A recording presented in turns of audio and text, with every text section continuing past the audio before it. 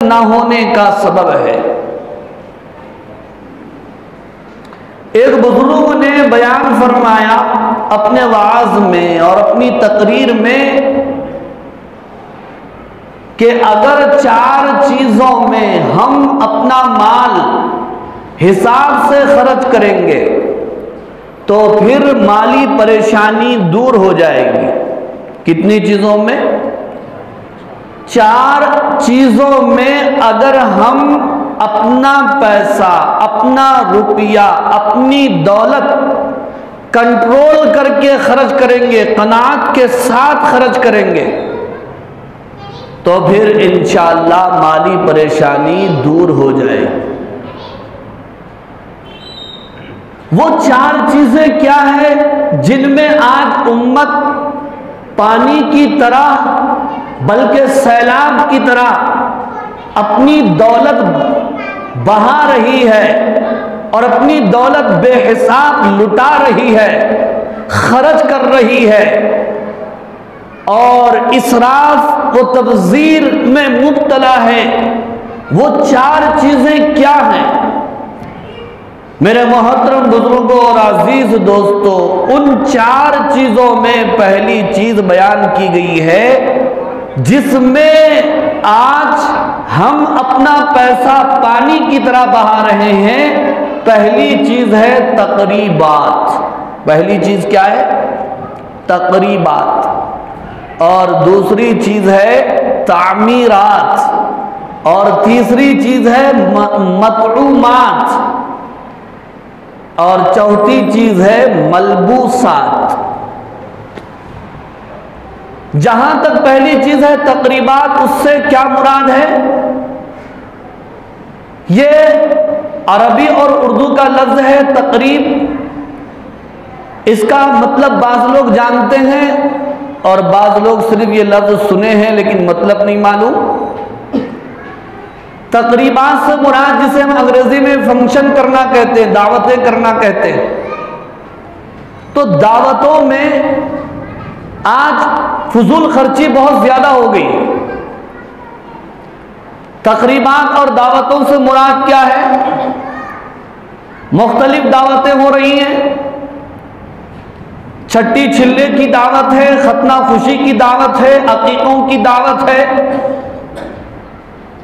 रस्मों की दावत है, शादियों की दावत है और बरसियों की दावत है।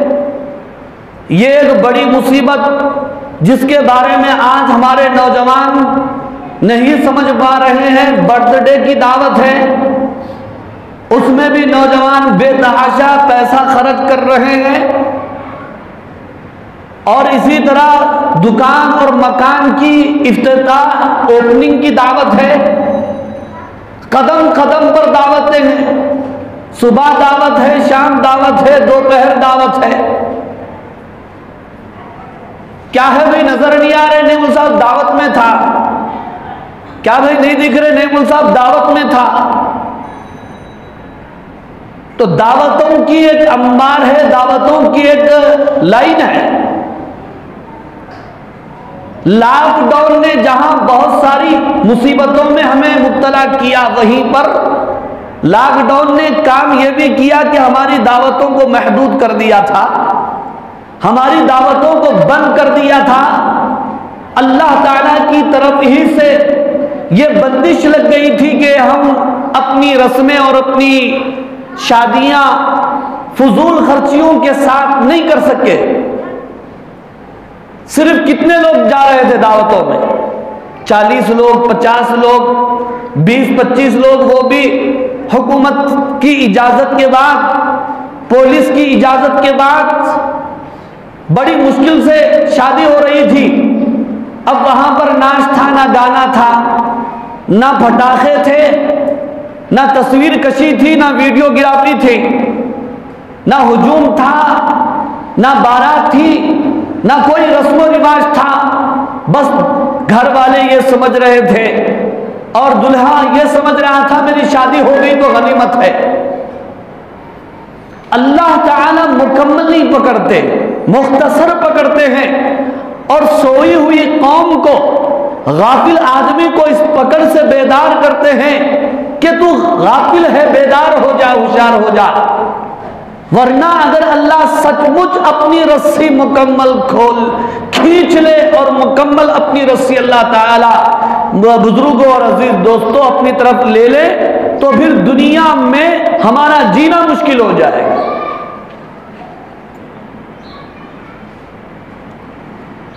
तो पहली चीज क्या है? दावतें, तकरीबात, इसमें फजूल खर्ची बेतहाशा हो रही है। कुरान मजीद में अल्लाह तबारक व तआला ने फजूल खर्ची करने वालों को शैतानों का भाई करार दिया। फरमाया गया इन्नल मुबद्दिरीना कानू इख्वानश शयातीन, तुम यकीन जानो कि फजूल खर्ची करने वाले शैतान के भाई हैं, शैतान के बिरादर हैं। अब सुनने वाली माँ और बहनें बड़ी खुश होंगी, वो तो भाई हैं और हम कुछ भी नहीं है। अगर मर्द हैं तो वो शैतान के भाई हो सकते हैं, और अगर औरतें हैं तो शैतान की बहनें नहीं हो सकती।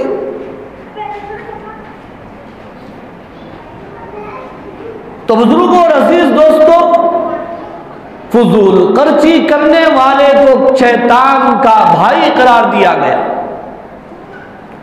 और एक आयत में रब्बुल आलमीन ने वो बयान फरमाया, कुलू वशरबू वला तुसरिफू इन्नहु ला युहिब्बुल मुसरिफीन, खाओ पियो हलाल खाने से, हलाल पीने से, पाकीज़ा ग़िज़ाओं से, पाकीज़ा मशरूबात से अल्लाह नहीं रोक रहे हैं। अल्लाह कहते हैं कि हलाल चीजें खाओ और पियो, वला तुसरिफू, मगर हद से आगे मत बढ़ो, हद से आगे मत जाओ, फजूल खर्ची मत करो। इन्नहु ला युहिब्बुल मुसरिफीन, इसलिए कि रब्बुल आलमीन मुसरिफीन, हद से ज्यादा खर्च करने वालों को पसंद नहीं फरमाता है। हद से ज्यादा खर्च करने वालों से अल्लाह मोहब्बत नहीं फरमाते।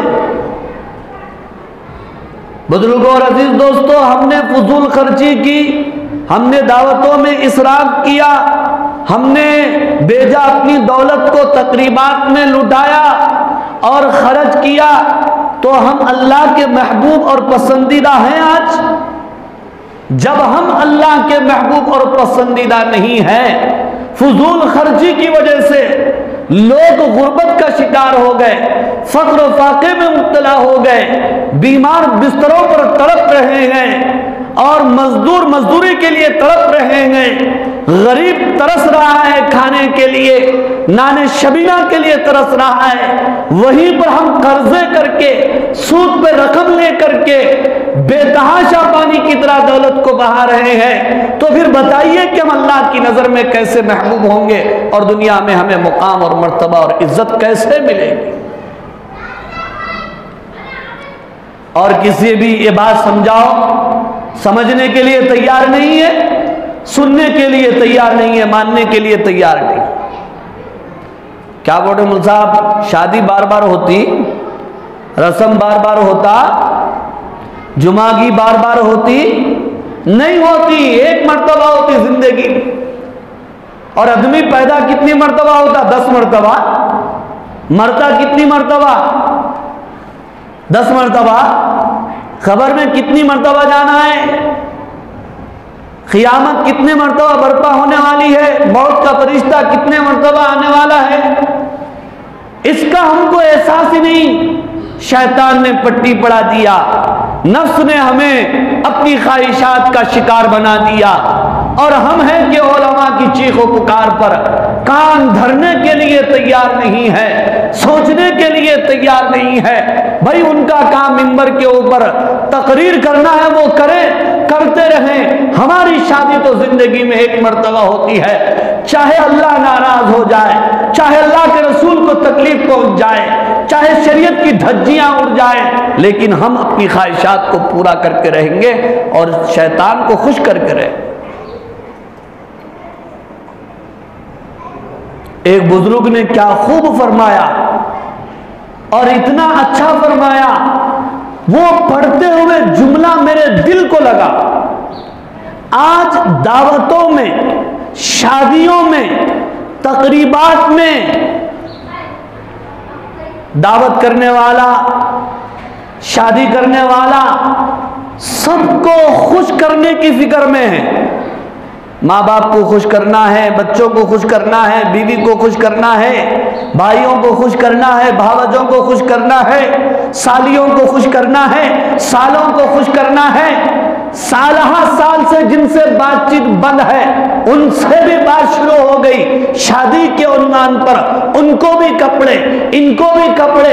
दोस्तों की ख्वाहिश है वीडियोग्राफी होना, दोस्तों की ख्वाहिश है नाच गाना होना, दोस्तों की ख्वाहिश है शराब नोशी करना, दोस्तों की ख्वाहिश है फूल पहनना। तो सारे लोगों को खुश करने की फिक्र है, लेकिन अल्लाह को खुश करने की फिक्र नहीं। साथ में कौन दोस्त आते, बीवी बच्चे आते, खानदान वाले आते, पड़ोसी आते, खबर में कौन आते साथ? सबको हमने खुश किया, लेकिन अपने पैदा करने वाले को हमने नाराज किया। तो वो शादी भी शादी है, वो दावत भी दावत है, वो मंगनी भी मंगनी है, वो रस्म भी रस्म है।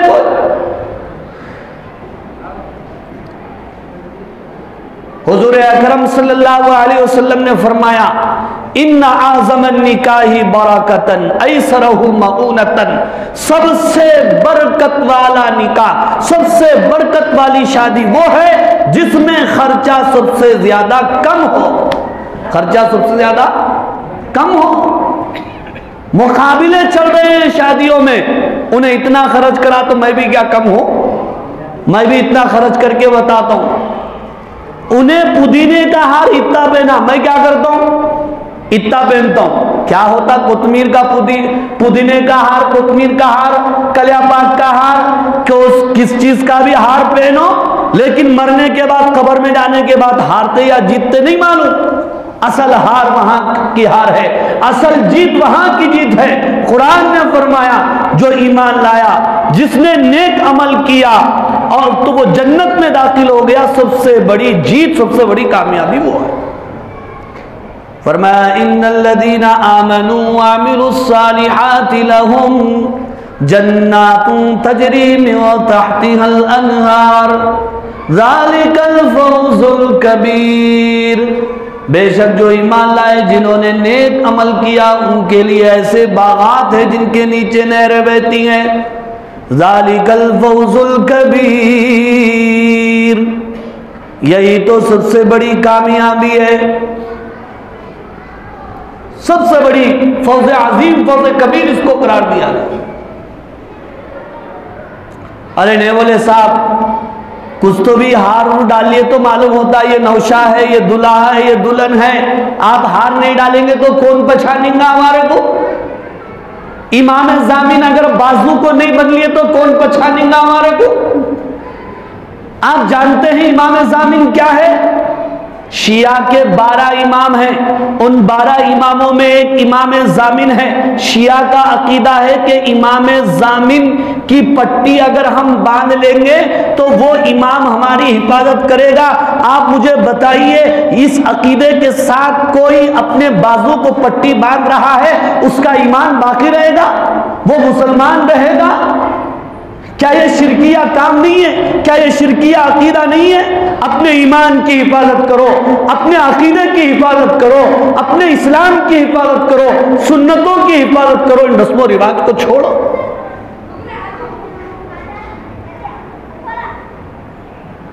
अब पहचानने के वास्ते हार डालना गले में जरूरी है क्या? अरे मेरे को बोलेंगे कल हो के मुफ्ती साहब आप ही तो हारा डाल ले क्यों? आप ही मस्जिद के इमाम हैं, मस्जिद के खतीब हैं, मस्जिद के मुफ्ती हैं, मस्जिद के मुफस्सिर हैं, आप मदरसे के मुहद्दिस हैं, मदरसे के नाजिम हैं, मदरसे के उस्ताद हैं। कैसा मालूम होना? एक 4 हारा गले में डाल ले के तो मालूम होता। चलती ऐसी बात? मैं भी बोलता हूं मेरे को कैसा मालूम होना? आप भी इस मस्जिद के मुसल्ली है, 4 मैं डाल लेके आता हूं, आड़ा आप डाल लेके आओ। अरे शादी जान और पहचान के लिए की जा रही है, किसने कहा आपको लोगों को जमा करके पहचानने के लिए गले में हार डाल लो? किसने कहा? आका ने शादियां कैसे की, साहबा ने शादियां कैसे की, बुजुर्गों ने शादियां कैसे की, आपको नहीं मालूम? हजरत अब्दुर्रहमान इब्न औफ रज़ी अल्लाह ताला अन्हु की शादी हो गई, हुजूर की खिदमत में हाजिर हुए, उनके कपड़ों पर ज़ाफ़रान का रंग था। हुजूर ने पूछा शादी की? मुस्कुराकर फरमाने लगे अल्लाह के रसूल मैंने शादी किया। हुजूर ने कहा बारकल्लाह, अल्लाह तुम्हारी जिंदगी में बरकत दे, औलिम वलो बिशातिन, तुम वलीमा कर लो बस काफी है। हुजूर बोले क्या मेरे को रुखा नहीं दिया? मैं नबी हूं, मैं पैगंबर हूं, वो भी आखिरी पैगंबर हूं, मेरे कुछ भूल के गया? तू मेरा उम्मती नहीं, मेरा गुलाम नहीं, मैं तेरा रसूल नहीं? ना रुखों की जरूरत थी, ना दावत की जरूरत थी। एक जैसे भूख और प्यास बुझाने के लिए खाना खाया जाता है, पानी पिया जाता है, उसी तरह शादी भी एक जरूरत है, उससे ज्यादा उसकी कोई हकीकत नहीं। निकाह सारे नबियों की सुन्नत रही है, एक दो नबियों को छोड़कर सारे नबियों ने, सारे पैगंबरों ने निकाह किया, शादियां की। हुजूर ने भी एक दो नहीं 11 शादियां की। क्या हुजूर ने रस्म किया? क्या हुजूर ने पौमैस का रस्म किया? क्या हुजूर ने साचक किया?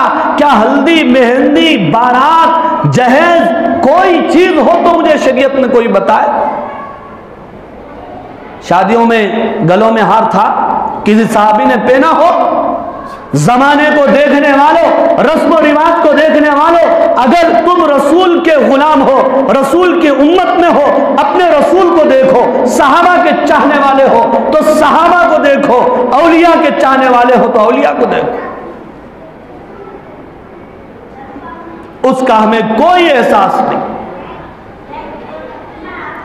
हजरत फातिमा रजी अल्लाह ताला अन्हा का नाम तो हम बहुत लेते हैं, हसनैन करीमैन की वालिदा है, हजरत अली की ज़ौजा है, हुजूर की बेटी है, जन्नत की औरतों की सरदार हैं। शादी उन्होंने भी किया, हुजूर ने भी अपनी बेटी का निकाह किया, शादी की। किस अंदाज में? एक खिलाड़ी की स्टोरी मालूम, हीरो की स्टोरी मालूम, दुनिया का अमीर तरीन इंसान कौन है उसके बारे में हम जानते हैं। अगर हम नहीं जानते तो नबियों के बारे में नहीं जानते, अगर हम नहीं जानते सहाबा के बारे में नहीं जानते, अगर हम नहीं जानते तो औलिया इकराम के बारे में नहीं जानते, इसलिए कि शैतान ने हमको दूर कर दिया।